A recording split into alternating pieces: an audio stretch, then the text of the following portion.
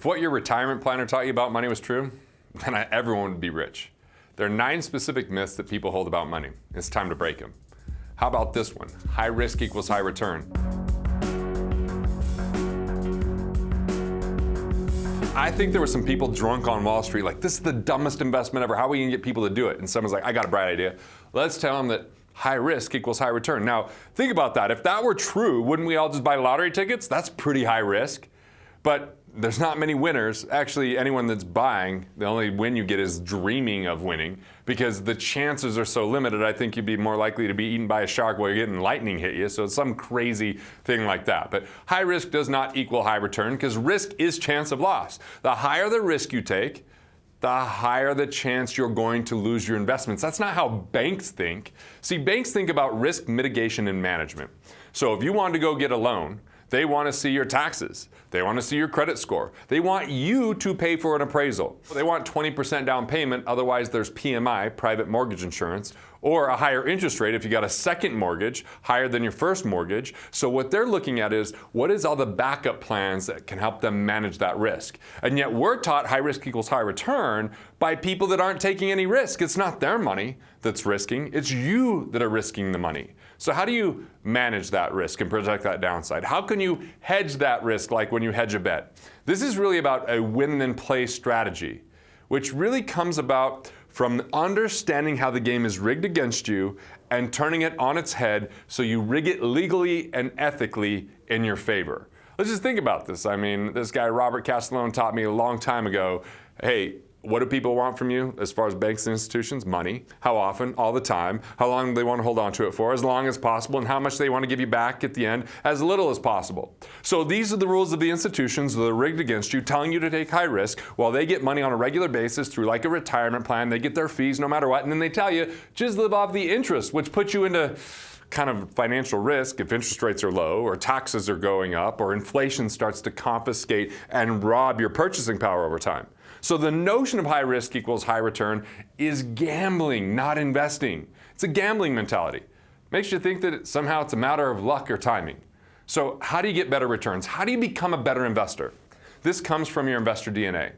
Your investor DNA is your core values, so you know what to pay attention to and what not to pay attention to. It's your core competencies. Where do you have insight and knowledge? Where you go, you can understand like when it's a good time to be out of it or a good time to be in it. Because rookie investors always stay invested. Pros sit on the sidelines and make money on the buy when the market turns. Pros focus on cash flow first. Pros focus instead of diversify, just like Andrew Carnegie, who said he put all of his eggs in one basket and watch it like a hawk. Then when we look at the competencies, we start to transition to what the drivers are. Drivers are things that you want to research or read or learn about, regardless if you're making an investment in it. It's just a personal interest. And then when we combine that, your values, your competencies, and your drivers, and focus instead of diversify, you're going to improve because you're not going to swing at bad pitches. You're only going to swing at things that make sense based upon who you are, and you'll become a better investor. See, I know some investors out there that do fix and flips. Like my brother-in-law back in the day did fix and flips, and he just knew there were certain parameters and there were certain guidelines, right? And if there were 3 rooms that weren't done how they were supposed to, he could fix those up and start to raise the price on that. Or if he was doing a buy and hold strategy, these a few pieces that if he fixed up, he could raise the rent, which might be putting in a tile floor or a washer and dryer or a certain speed of internet, and all of a sudden he could turn something that was vacant into someone renting it. Because see, people are the assets and the people that write the checks are what is important. So what is it that they truly want? So there's other people that get involved in fix and flips and they don't know what they're doing. They don't know what it takes to hire a crew. Or if they're like me, I don't know how to fix things up that way. I'm gonna do way more damage than I'm actually gonna improve. So that might not be a good investment for me because either A, limited time, B, limited knowledge, or just I'm not driven to look at that. So your investor DNA is going to help you determine your investments because risk isn't in the investment. Risk is in you, the investor. How do you relate to that investment? How do you understand it? 2 different people could own the same investment. One could make money and the other person could lose money. Warren Buffett could buy a stock. He now owns that company as the majority shareholder and put his methodology. I could buy that stock and I have no say for the most part in what happens in that company. I'm not going in the boardroom. I'm not talking to the executives. I can't get someone hired or fired. That's completely different. Or my buddy Bob is great with real estate in certain areas. Like he's masterful at it, so he sticks to those areas he knows, which are close to his home, he says. He doesn't invest nationwide. He invests in things that he knows what the rents are, what the people are like. He's got a database of people, so that's a good investment for him. Not all real estate's created equal, and not all real estate investments are the same, so you got to know whether or not real estate's the right thing for you and what your main strategy is. But the bottom line is the greater the knowledge, the lower your risk. Education is the most important thing in risk management. If you're getting involved in something you don't know, it means you can't explain it in a paragraph or less. It's not a good investment for you. And even worse is if you make money with that investment and all of a sudden you associate skill with timing or skill with luck, that becomes where people get into a lot of danger. So let me break this down into a few ways you can invest in yourself. Number one, what are those areas that you want to invest in? Is it commercial paper, tax liens, hard money lending, options trading? Is it real estate? Is it businesses? Is it cash value insurance? Like, just figure out what areas are you going to focus on. For you business owners, is there an area you can invest in your business to grow that business? Is there infrastructure? Is there marketing? Is there capabilities that you can invest in? Employees? Just figure out what your knowledge areas are and only focus there. See, knowledge is going to be your key to success. The second thing is it's really about owning a business, not just buying into stocks. As I said, Warren Buffett buys stocks to own a business. So my friend Walker, he wrote a book called Buy, Then Build.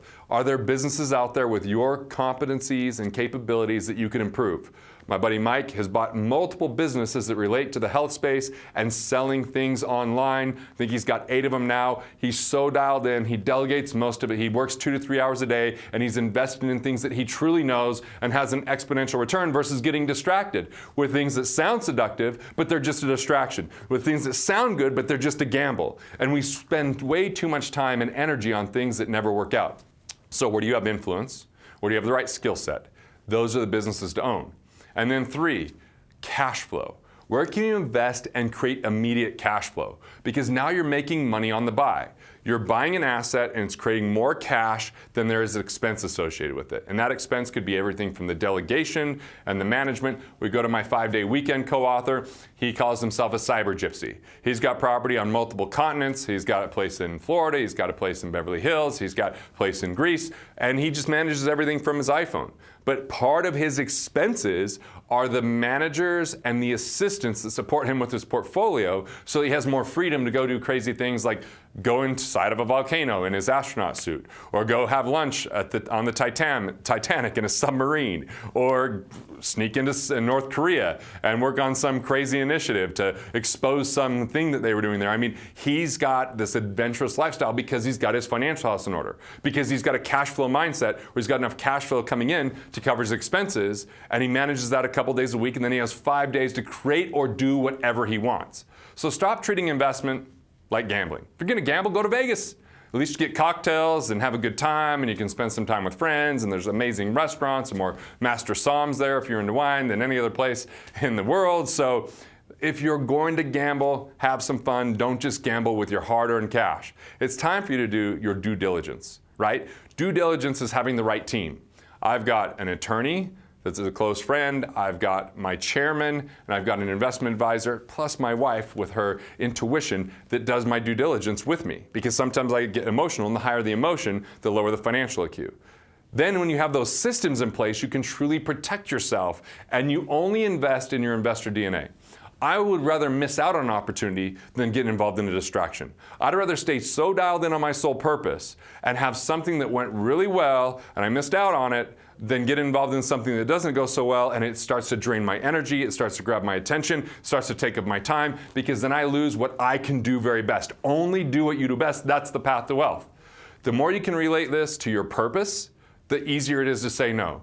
The more you can focus on your purpose and gain clarity and confidence in that purpose, the wealthier you become.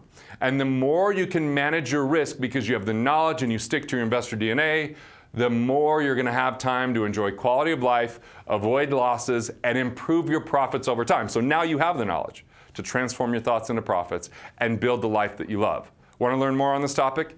Check out my video, How to Invest the Win Then Play Way.